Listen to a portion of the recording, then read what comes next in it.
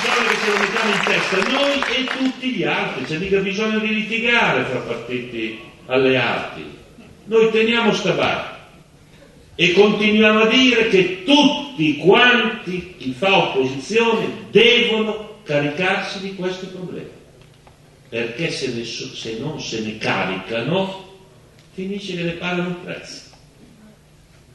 Questo è un punto su cui abbiamo lavorato, abbiamo costruito, abbiamo fatto qualche passo, quanti ancora ci sono da fare, e quindi siamo in condizioni di combattere con loro che sono piuttosto nervosi, perché queste cose che ho detto loro le percepiscono, e loro hanno fatto il partito sul predellino, e fare un partito è una roba come noi siamo qua, abbiamo sofferto, discutiamo, e le radici, e le anime, e qui, e là, e loro sono saltati sul predellino, alla prima curva si sono ribaltati con le liste, la prima curva si sono ribaltati,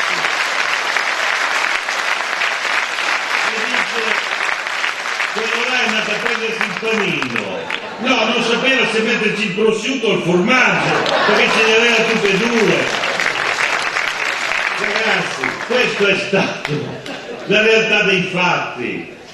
E dai, insomma, i formiconi là, dice, poi è andata così, benissimo, noi rispettiamo il TAR, noi rispettiamo tutto, no? Però lì il problema cos'è? Mancavano un po' di fili. Perché? Perché gli avevano detto quello della Lega che doveva essere al secondo posto, poi invece si è trovato al settimo, l'ottavo, allora quelli là gli hanno detto allora sai cosa c'è? Le firme trovatele te, e quello là che non riesce ancora a moltiplicare le firme, cioè il pane in pesce, anche se studia, non c'è riuscito, e sei così là. Questa è la realtà dei fatti. E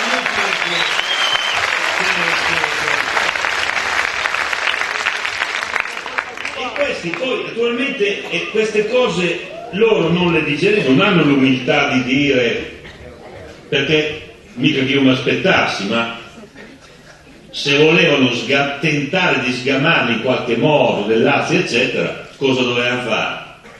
Dovevano, non so, chiamarli, non so, dire scusa ma come pesi, perché abbiamo fatto zapa, cioè, come la vedi?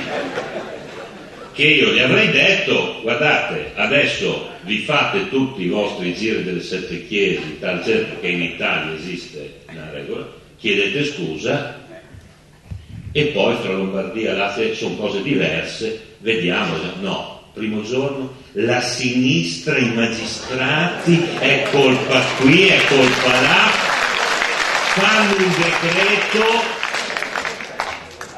se lo fanno su misura, sbagliano la misura,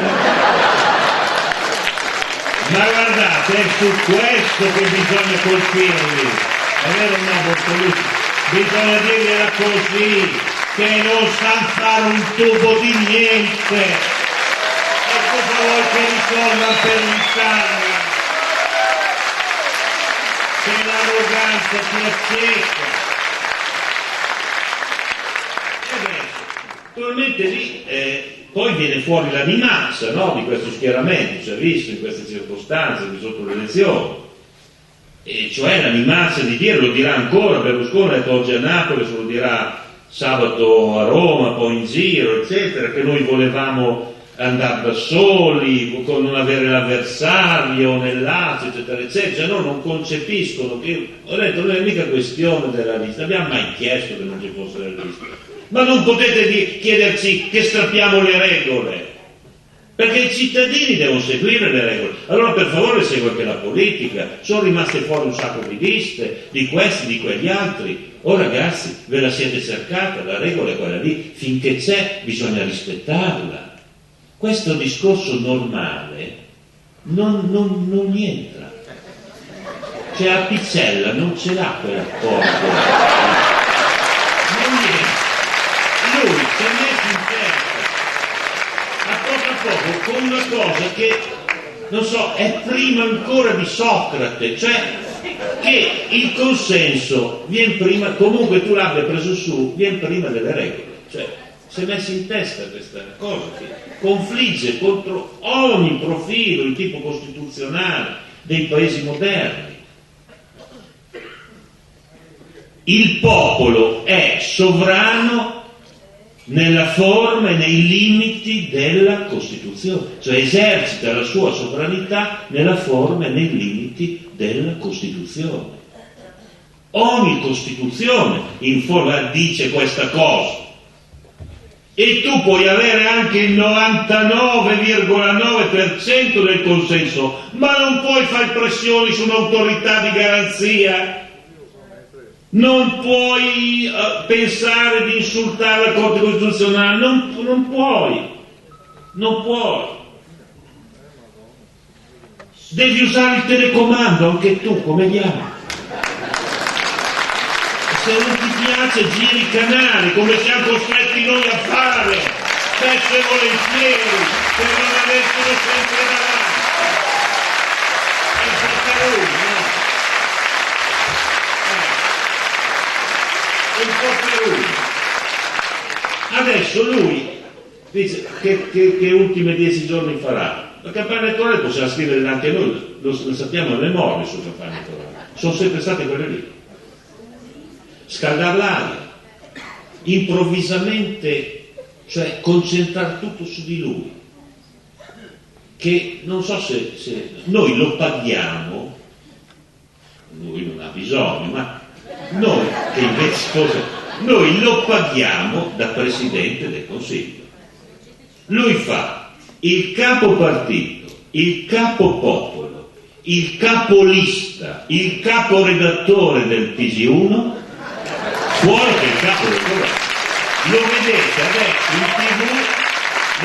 in TV tutte le sere col simbolo del partito da parte. Ma noi lo paghiamo da capo di governo. Ma d'altronde in un posto dove Zaia, l'agricoltura è nelle peste. Adesso io domani su una foggia una roba sull'agricoltura, un dramma, va bene? L'agricoltura ha perso il 25% del reddito agricolo l'anno scorso, siamo nel record europeo. Ministro, non si vede, non si sente, lo paghiamo ancora da ministro, No, lo paghiamo da ministro. Facesse un po' anche il ministro,